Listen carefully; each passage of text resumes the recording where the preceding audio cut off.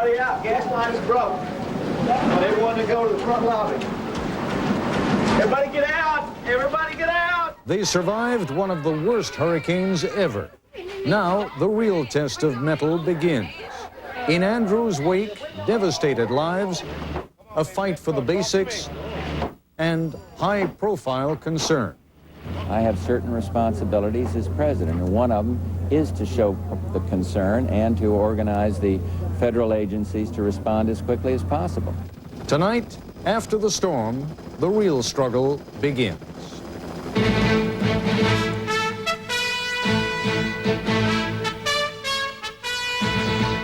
This is ABC News Nightline. Reporting from Washington, Ted Koppel. It is like estimating crowds at a pro-life or pro-choice rally, a peculiar mixture of art, science, and politics. How in heaven's name can they know that Dade County in Florida, for example, has suffered $20 billion in damage? Why not $5 billion or $50 billion? Has someone really had the time and the resources to accurately count the number of homes, cars, trailers, boats, beds, mattresses, television sets, family heirlooms, dishwashers that have been totally or partially destroyed? Are the estimates of county officials likely to differ from those of federal investigators or insurance estimators? The honest answer has to be that no one truly knows, and anyway, ultimately each tragedy has to be dealt with one loss at a time. Many hundreds of thousands of people have moved into a fresh phase of survival. Yesterday and the day before, they avoided getting killed or badly injured. Now, they need a place to live, to sleep, to eat, a place to regroup and restructure their lives. This is a time when journalists focus and politicians respond. Federal disaster relief is earmarked with commendable speed. But a note of caution. The actual distribution of the money is a far more time-consuming process, as victims of Hurricane Hugo and the San Francisco earthquake will testify. So as Hurricane Andrew, now a tropical storm, heads inland, northeast, a look at what he left behind. Dave Marish begins our overview. Hurricane Andrew hit South Florida with the swift, clean knockout punch of a heavyweight champ. But the storm mauled Louisiana, repeatedly battering it with punch after punch like a barroom bully. It left the state bruised and bleeding, but somehow on its feet. Unbelievable. I never seen anything like it. Dozens of tornadoes spun off the big storm. The biggest hit Reserve, west of New Orleans, separating a whole house from its stoop. Putting parts of communities together again will be a tremendous task. The most extensive damage is in Cajun country. Louisiana's Gulf Coast lowlands look like a diary page dotted with discreet tears. Lafayette, the biggest town, took some of the biggest hits. And the Tabasco town, New Iberia, also felt the full brunt of the hurricane.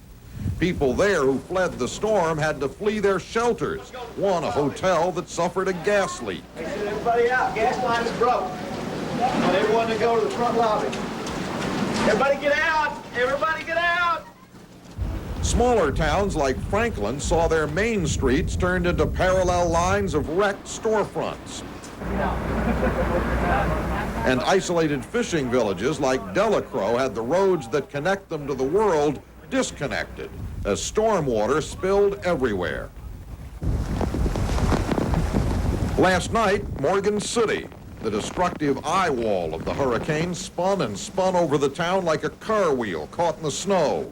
An entire night of raging 120-mile-an-hour winds scattered street signs, traffic lights, even rooftops around a terrified town. One man clutched his Bible through the night, then saw his children and grandchildren home after the storm. His daughter, Marion Brown, found her house almost intact. Like I said, all I have is a few trees and things that are down. This girl done lost everything.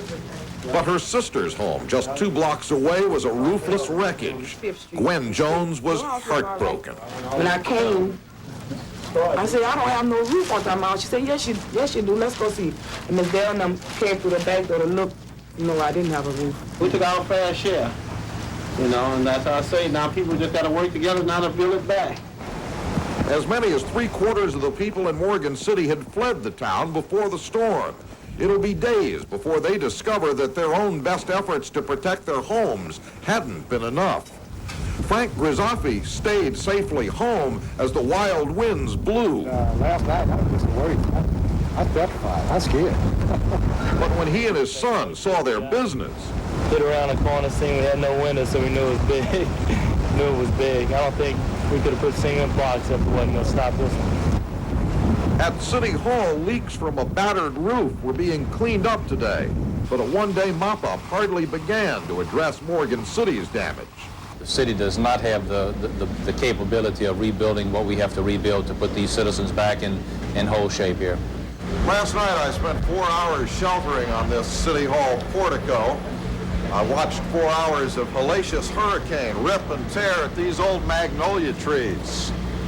The storm took leaves and limbs, but the trees are still here, and so's the town. I'm Dave Marish for Nightline in Morgan City, Louisiana. For post-Andrew, Louisiana, the scope of the daunting task before them is just beginning to sink in, but Florida has been living with the devastation a bit longer, long enough to allow a certain desperation to take hold. We'll turn to hurricane victims there when we return, and we'll talk with the official in charge of emergency operations in Dade County. This is ABC News Nightline, brought to you by Time Magazine. Congress votes itself a $23,000 pay raise. SNL's bailed out at taxpayer expense. Unemployment hits 8-year high. Congress bounces thousands of bad checks. Last March, Time reported a major shift in voter attitudes. We just thought you'd like to know you're not alone. The angry voter. If it's important to you, you'll find it in Time. How does spring rain feel? Like the world is fresh and brand new. Introducing Spring Rain Freshness, Massengill's crystal clear douche that washes away odor completely.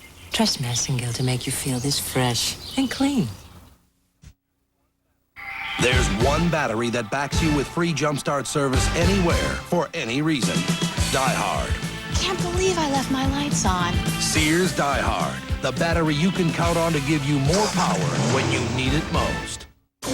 You can search all over Portland for a new Ford. But you have to go downtown to get a clearance center price. The Coliseum Ford Clearance Center. Rows and rows of brand new Fords. All at clearance center prices. 92 Taurus, just $388 down. $388 down delivers any car, any truck, anytime. 92 Explorers, just $388 down. Don't pay factory sticker. Don't pay dealer markup. Get the clearance center price. The Coliseum Ford Clearance Center. Northeast Broadway and 1st Street in Portland. The way you buy Fords will change forever. It happens every year. Yellow Jackets. But wait, now there is Rescue with the Rescue Yellow Jacket Control Trap. Environmentally safe and easy to use, the Rescue Yellow Jacket Control Trap is the best way to eliminate those nasty yellow jackets. At home, camping, at the lake, or wherever you're bothered by yellow jackets, meat bees, or ground hornets, use the Rescue Yellow Jacket Control Trap. Pick some up today at these locations.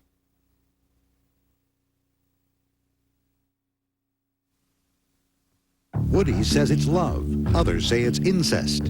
In this time of non-traditional families, when does a step-parent cross the line? Prime time, Thursday.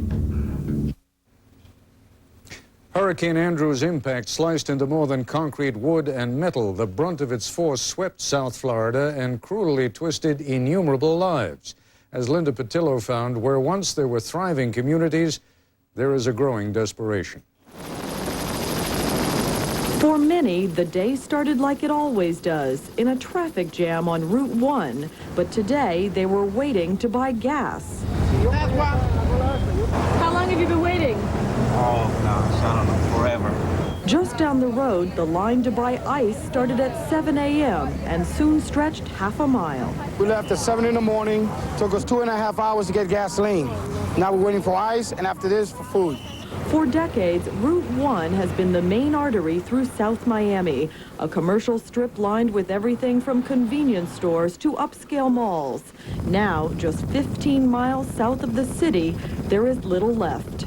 Conveniences people once took for granted are gone.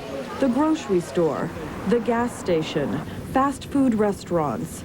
And the closer you get to where Andrew hit, the worse it becomes. It's gone. I mean, we used to shop at the shopping center up the street here. There's nothing left.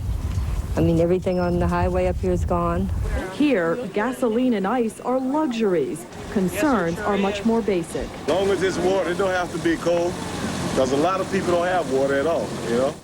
Winona Serensis lost almost all of her home. She has one room left. Where am I going to go? It was my home. Part of it's still left, and there's no place for a lot of people to live. I understand there's about 50,000 out on the streets or picking up buses. We at least have this much, such as it is. But further down Route 1, Don Lee lost everything. For 3 generations of the Lee family, home is now Don's van parked by the side of the road. And the hurricane trying to blow me away. And Were you scared? I was scared. We have our lives left. We're very fortunate. We're very fortunate. What else have you done? That's about it. I mean, we got a place to stay, such as it is. It's better than a lot of people have. Thank God for that. This is ground zero, and thousands of people do not even have a van to call home. The only refuge they have is the public shelters, where officials are quickly becoming overwhelmed by the scope of the disaster. We're working on it. We're getting them as fast as we can.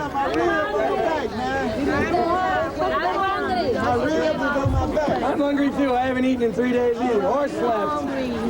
It's heartbreaking. It really is. You just want to reach out and help each one of them individually, you know, but we can't. We can't do that. We have to, you know.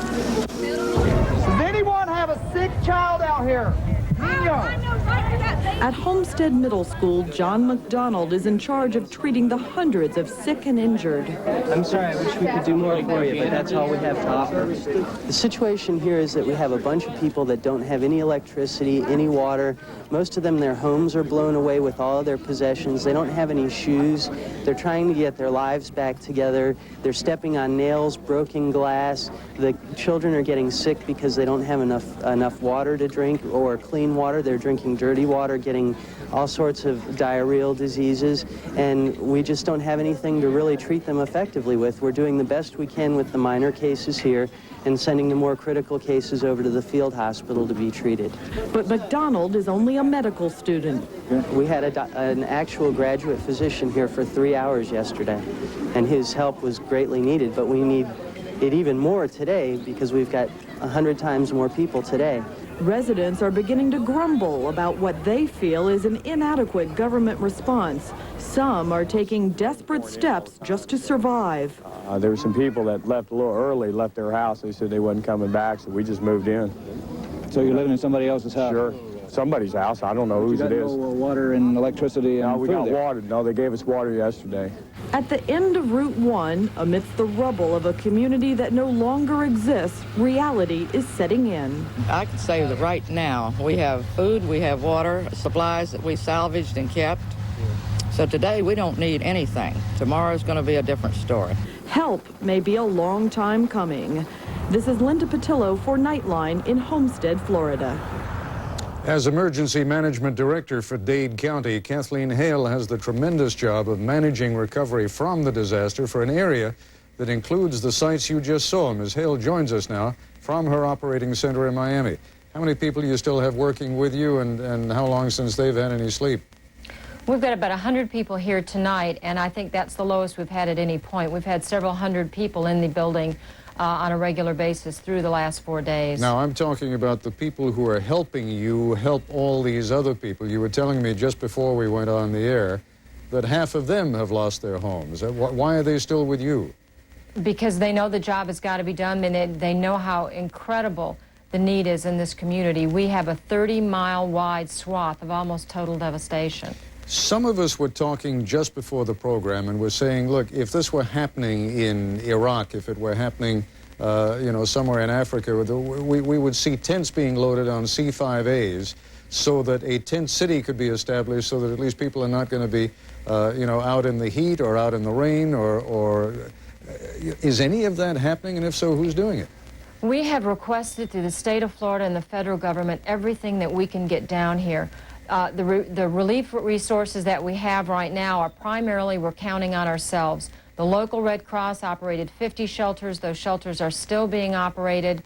Right now I've got feeding stations being opened even as we speak down in the South Dade area. We have MASH hospitals.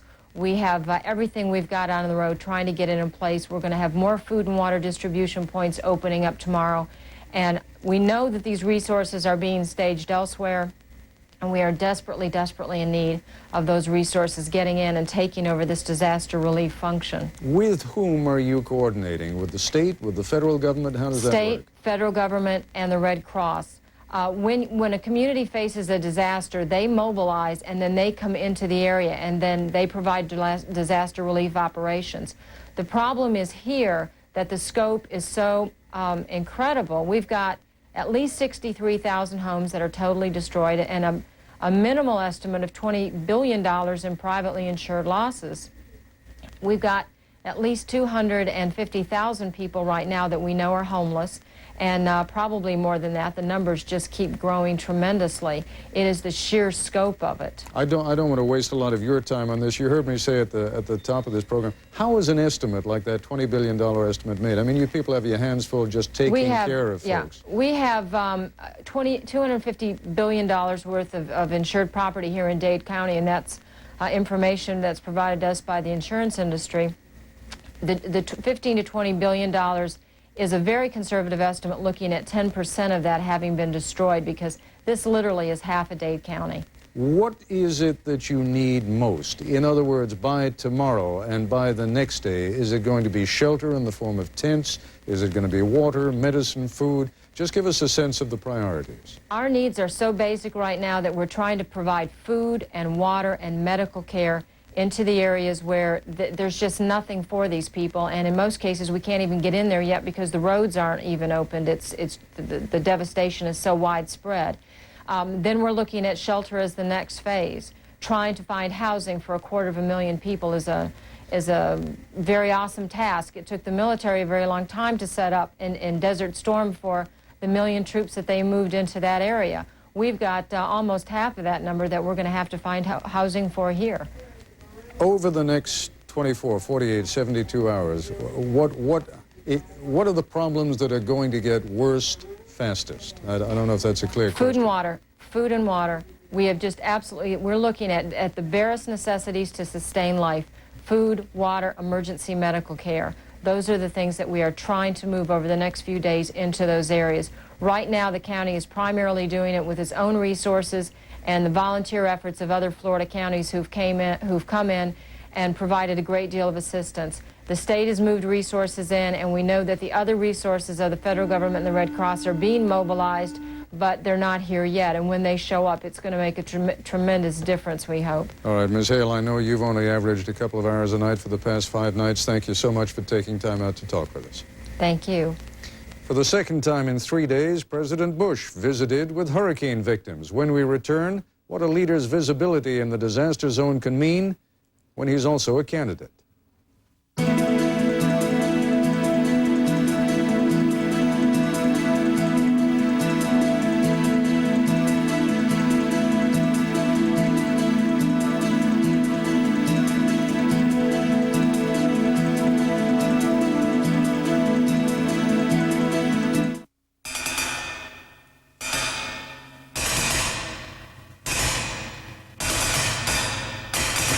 All cars are made with sheets of metal. But one of these sheets is actually a sandwich of steel, resin, and steel used by Lexus to help quiet the cabin of the LS 400. Care to guess which one?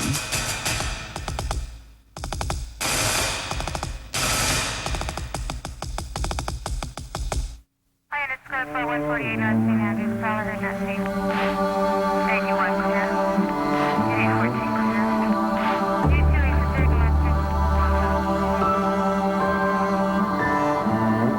Of all the things around your house that need batteries, there's one thing that needs a good, fresh battery most of all. See your Allstate agent for a free home fire safety brochure. And please, check the battery in your smoke detector often. If you want to build a deck that's going to last, you need to use outdoor wood from Par Lumber. Outdoor wood is guaranteed for life against termites and decay.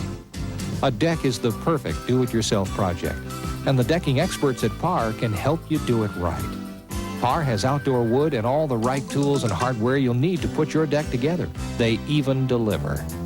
For your new deck, go where the builders go. Par Lumber. It's little dreams. It's big dreams. It's the 1992 Street of Dreams. Everything from custom-painted tiles for the kitchen to Italian fireplace marble, a grand staircase of rich wood, and French doors for the master suite.